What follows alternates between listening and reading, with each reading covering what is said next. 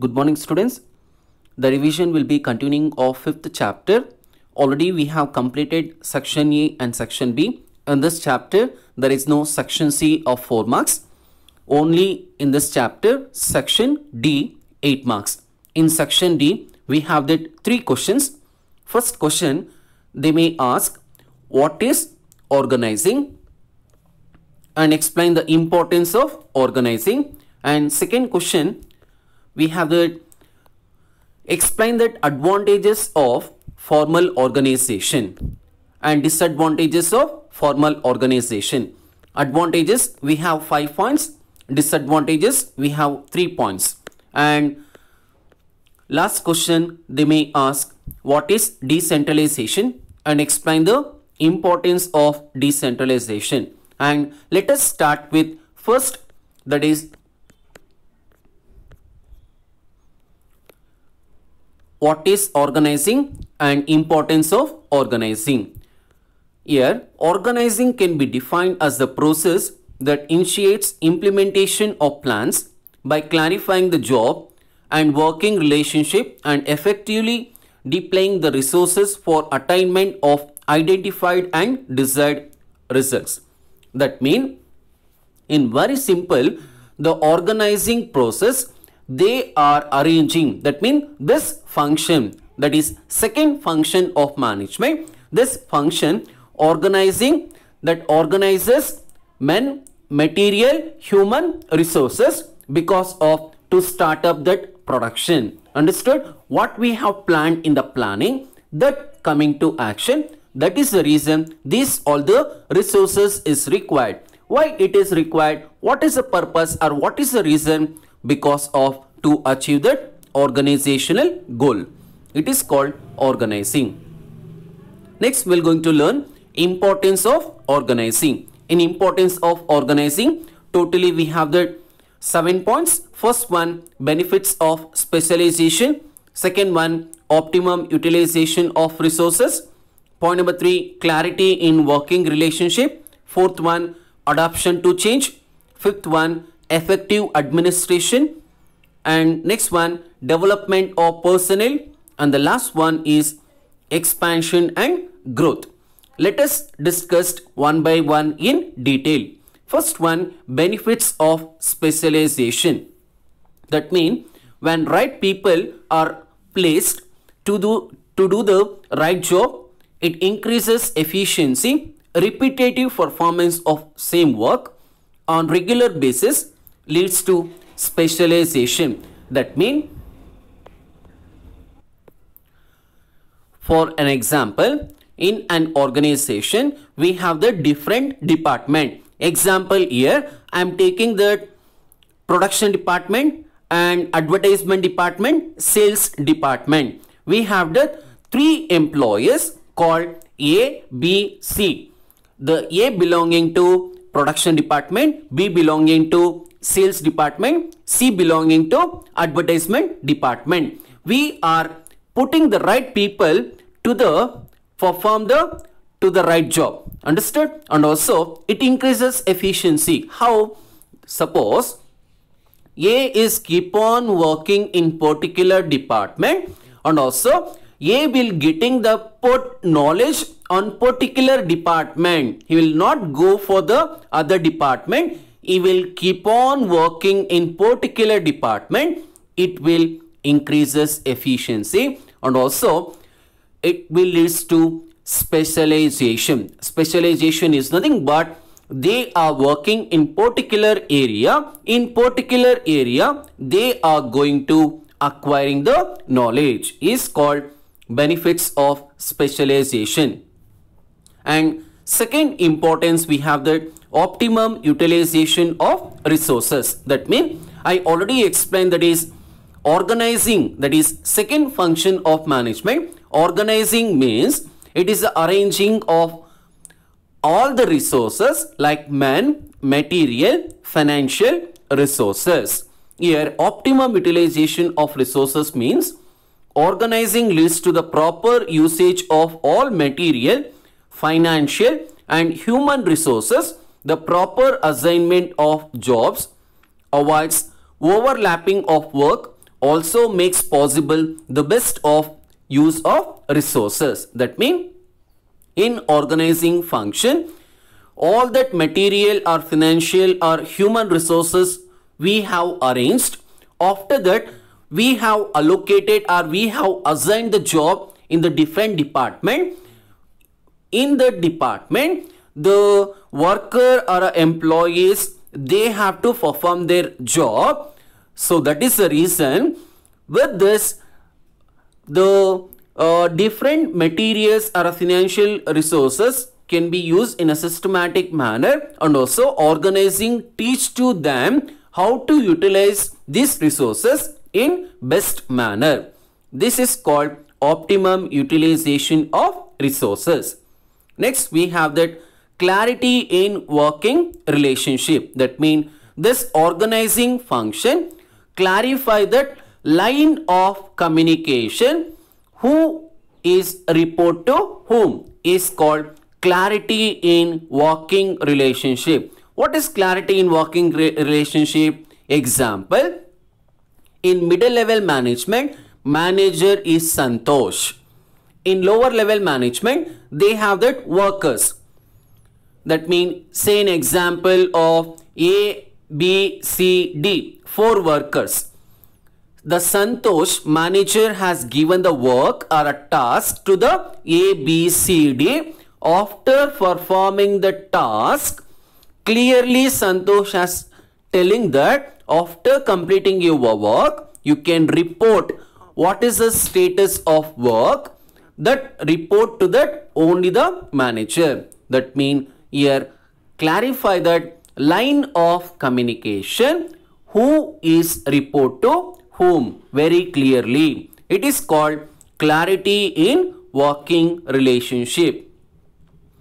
Next, we have that adaptation to change. Organizing helps to adjust to the changes in the environment by allowing the organization structure to be changed. This brings to smoother functioning and stability. That means the business environment, it keeps on changing. That is the reason the organization has to adapt organizational structure. Suppose I am carrying the small scale business industries or a large scale business industries. Which structure is suitable for smooth functioning and also long-term stability of the firm? In organizational structure, we have the 2 kinds of organizational structure, that is functional structure and divisional structure. That is, functional structure means that if suppose you have the different departments in an organization, it is called functional structure. Divisional structure, suppose we are offering the 2 or 3 products to the customers or a consumer. Suppose the Kumar company offering that 4 kinds of product. In these cases, the divisional structure is very suitable to the adapt. With this, the organization can survive for long period of time. This is called adaptation to change. Next one, effective administration. That means in organizing function, the duties and responsibilities very clearly defined. That is the reason this avoids the confusion and duplication among the superior as well as subordinate. This will lead to effective administration. Next, we have the development of personnel. That means organizing functions encouraging creativity. Manager will think more and more. If they have think more and more, the creative ideas will generate. With this, the sales or a profit can increase in a organization, and also manager will allot the work or manager workload he will going to reduce by allotting the work to the worker. With this, he can think more and more, and also manager will shows that our manager will tell the different way to produce or to increase his production is called development of personnel. Next one we have that expansion and growth. That means organizing helps in the growth and diversification of an enterprises. It helps to take up new challenges by adopting new technology which brings growth and expansion. That means the organizing function, it helps to the growth of an enterprises, and also the organization, they are ready to take up the new challenges with adopting the new technology.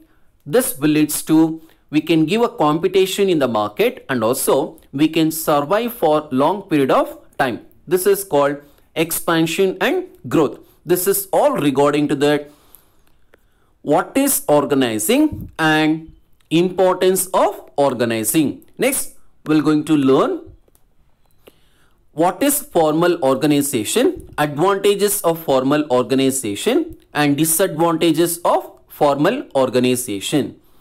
Let us start with our what is formal organization. Formal organization is a organizational structure which is designed by the top management. That means the management means top management to accomplish particular task. That means example in a school day or an annual day, they have that a function. That means that function has classified the two type, that is formal function and informal function. Formal function is a structure. Understood? It is a program. This program will going to deciding what are the activities should be listed in the program by the principal. Understood? Like that in an organization also. Organizational structure is a framework designed by the top management. This framework or this organizational structure deciding that top management. Why they have to decide? Because of to accomplish organizational goal. In school day, why the principal has to listed that some activities to the formal organization? Because of to have to successful that event very effectively in school. That is the reason the principal will going to take an initiative in the formal program. Informal program is a very different. Understood? And now coming to that advantages of formal organization.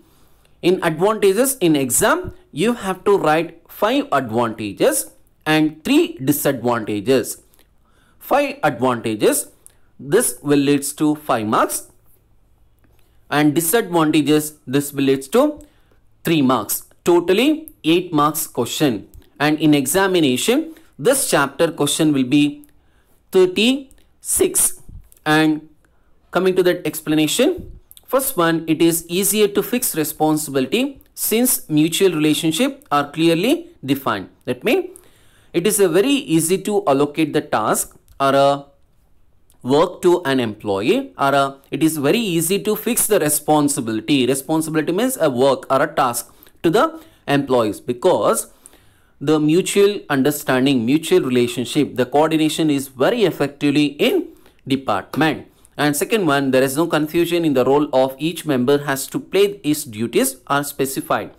This also helps in avoiding duplication of efforts. That means the roles and responsibilities or duties are clearly defined. Line of communication also clearly defined.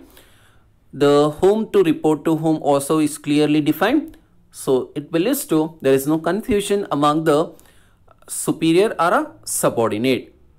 Third one, unity of command is maintained through established chain of command. I already explained that is unity of command. Unity of command, this is one of the Henry Fayol principles. We can see that in a 14 principles, and the Fayol explained the unity of command means there should be only the one boss under many individuals. There is a many individual. They have that 100 workers or 50 workers is an example. 50 workers, only one boss. Understood? The one boss will give a direction to the 50 employees. After the completion of work, they are to report to the one boss. It is called unity of command. Here also they have the different department. With a different department, the worker, after they are worked, they have to report with a manager. Is called unity of command, is maintained through established chain of command.